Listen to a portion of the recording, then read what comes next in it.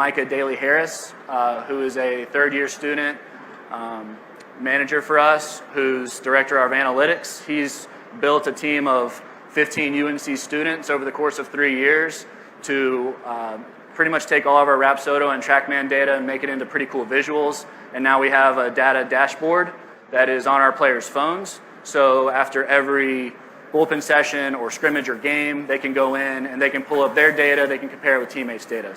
We just really want players taking ownership of their own development, so having it on their phone is really big for us. Here's a visual of some of the feedback that our guys get.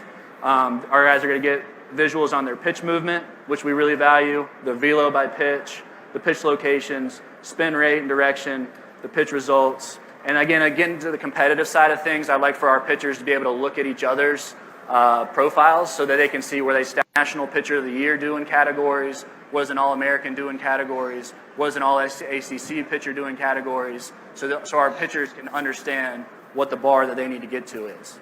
Again, kind of moving along, this is another visual of hot-cold zones. The thing I'll point out is the square box is the strike zone that's perceived.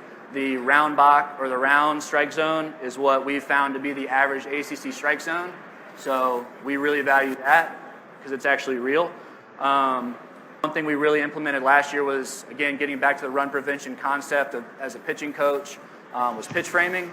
So post-game, our catchers will be able to go in and look at what kind of a job they did in terms of receiving pitches. And so our catchers are going to get post-game feedback in terms of how many balls did they get called strikes, which is obviously good, and how many strikes did they actually get called balls, which we want to avoid. And then they're going to actually see how the other team's catcher did and see if they outperform the other team's catcher, which ultimately with the same umpire